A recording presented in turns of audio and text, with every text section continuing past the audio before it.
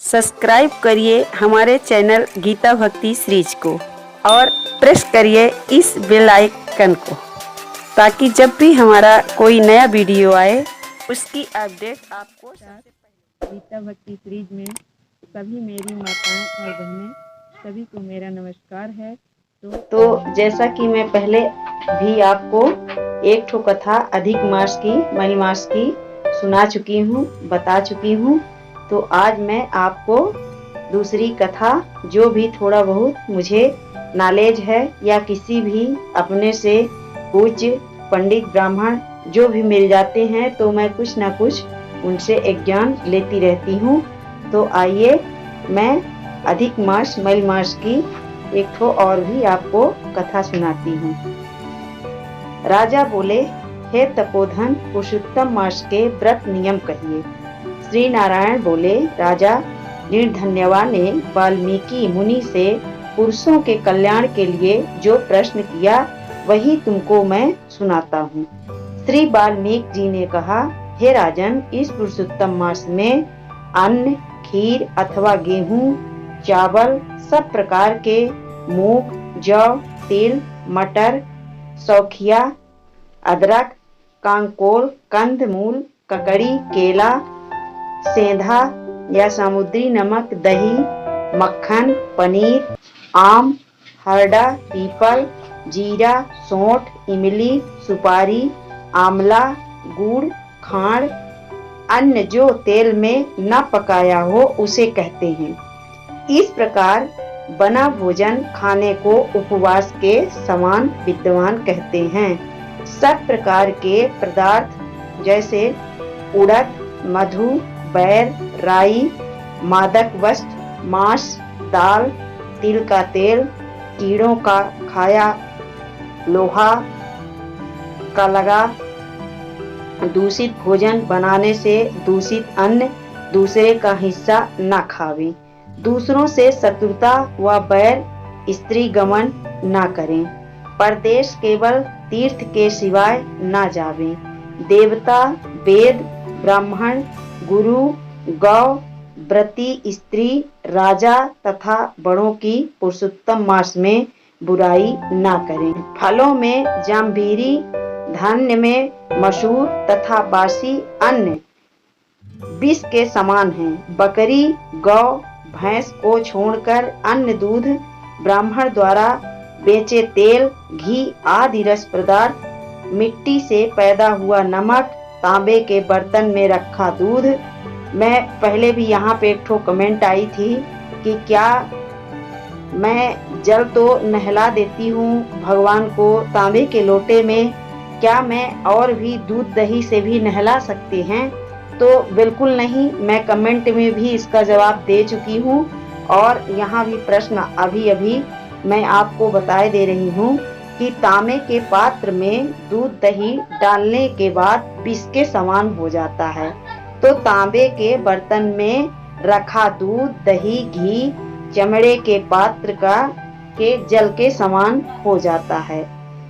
आपने ही लिए बनाए अन्न को पंडित लोग विष कहते हैं। पुरुषोत्तम व्रती ब्रह्मचर्य का पालन कर धरती पर सोवे, पत्तल में भोजन करे, साया काल में भोजन करे, रजस्वला स्त्री, मलेच्छ जाति, दूसरे की बुराई करने वाली, अपने पति को धोखा देने वाली, ये ऐसे पतित लोग संस्कारहीन से वार्तालाप पुरुषोत्तम मास वाले ना करें तथा इन लोगों को कौवे का सूतक कहा गया है। अन्न एवं दोबारा गर्म किया या जला अन्न न खावे। प्याज, लहसुन, मूली, गाजर, नारी का साग, हथुआ भी व्रती न खावे।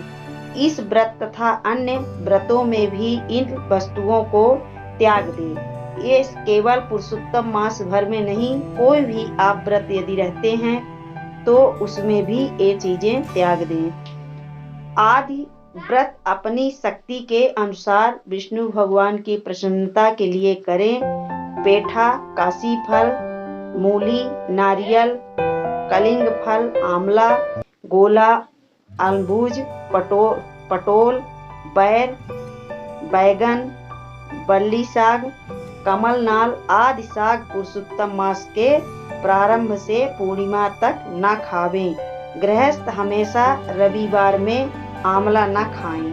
पुरुषोत्तम मास में जो वस्तु हो वह पुरुषोत्तम भगवान की प्रसन्नता के लिए ब्राह्मण को दान करके खाना प्रारंभ करें। लास्ट में आप पूर्णमासी को जो भी चीजें आपके पास उपलब्ध हो तो ब्राह्मण को दान करके ही आप खाना शुरू करें। हे राजन, नियम के बिना कोई फल प्राप्त नहीं होता है। हे पुरुषोत्तम मास का व्रत शक्ति हो तो उपवास रख कर करें अथवा घी या दूध पी कर रहें।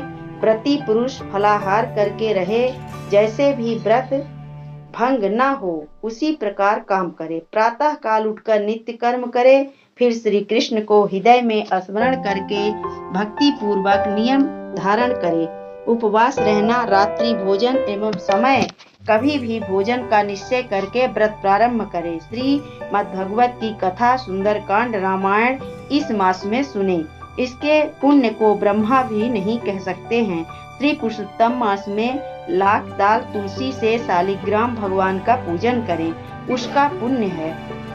नियम अनुसार व्रत करने वाले पुरुष को देखकर यमदूत इस प्रकार भागते हैं जिस प्रकार सिंह को देख हाथी भागते हैं। इस मास का व्रत हे राजन सैकड़ों यज्ञ से श्रेष्ठ है।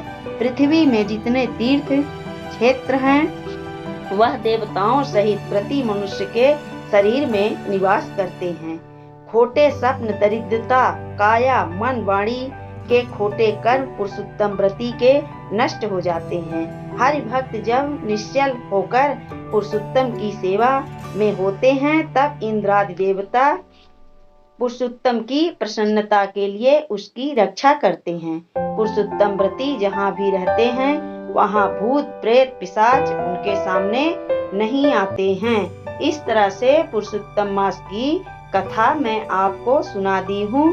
हो सके तो इसमें से आप थोड़ी बहुत चीजें जरूर दान करिए और खुद भी उन चीजों को त्याग दीजिए। और ये कथा सुनने मात्र से आपके कुछ न कुछ पाप जरूर कट जाएंगे।